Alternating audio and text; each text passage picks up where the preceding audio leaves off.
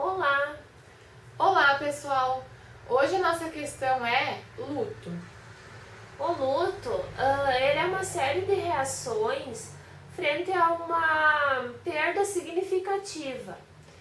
Então, o luto ele pode ser vivenciado de formas diferentes por cada pessoa, porque cada pessoa vai ter um tempo de elaboração e também vai depender do significado que aquela perda teve para cada pessoa. Mesma coisa na própria família, né?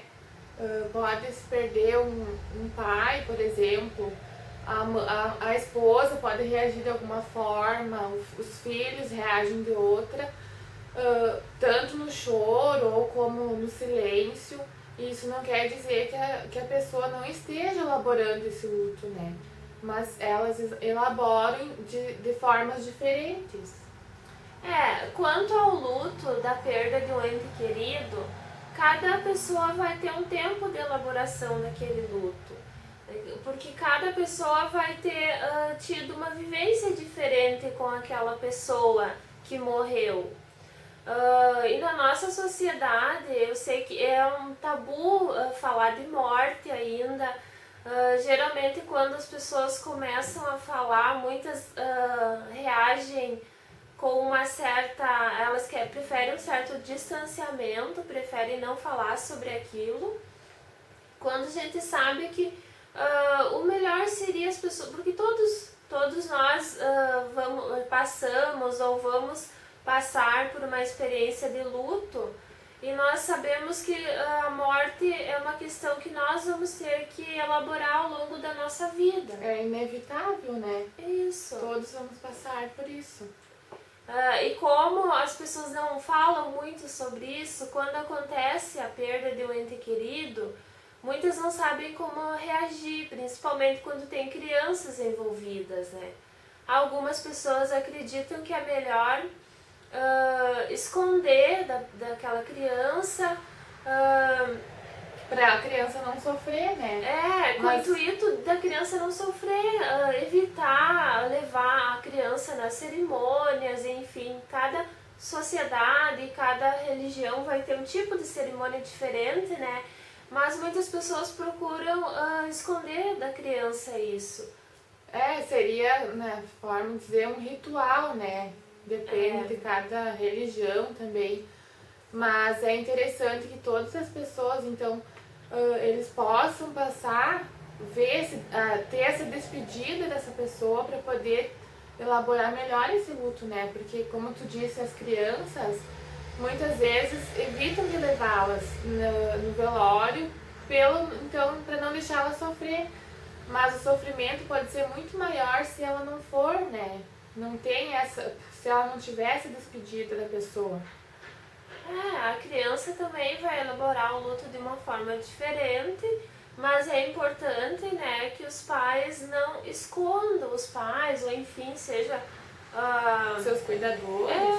Não escondam da criança o que está acontecendo, porque a morte é uma questão que ela vai ter que se deparar ao longo da vida. E a gente aqui falou bastante da morte, né, como luto, mas existem várias outras formas, por exemplo, na criança, né, se ela se separa de um amiguinho que ela gosta muito, esse amiguinho vai embora, isso é um processo de luto também, né, para ela. Ou um brinquedo que ela perdeu, para a criança não deixa de ser um luto, né? Como eu falei no começo, o luto, existem várias formas de luto, né? Quando é algo significativo para aquela pessoa, até um animal de estimação, assim, quando a pessoa perde, ela tem esse período de luto. É claro, como nós já comentamos, é diferente da perda de um ente querido. Só que assim, a dor da perda, ela não tem como a gente mensurar a dor que a outra pessoa está sentindo. Então é muito comum algumas pessoas, assim, até no intuito de ajudar, de querer confortar o enlutado,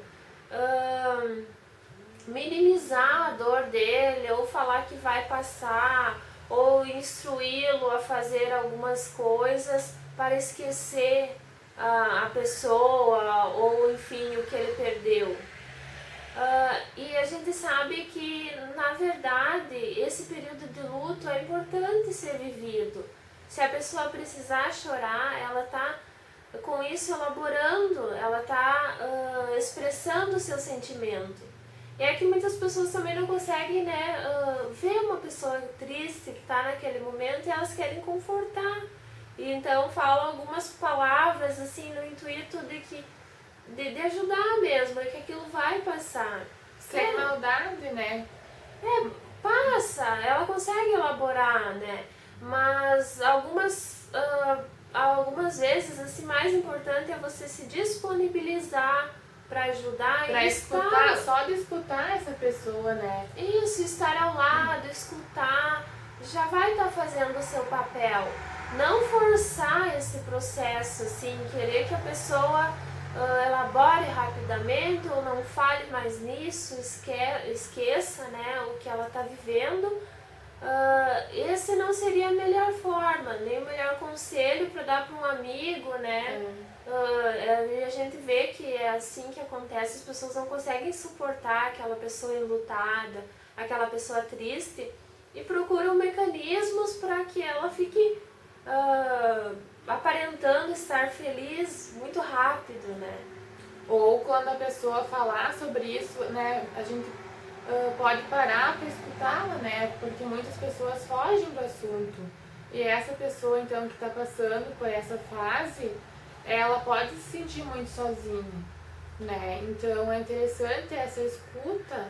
Tem as questões também das medicações, né? Que muitos procuram um medicamento para passar aquela angústia que está sentindo no momento, mas depois isso pode retornar de uma maneira mais avassaladora, não sei se eu uso essa palavra muito forte. Pode ser revertido em sintomas, né?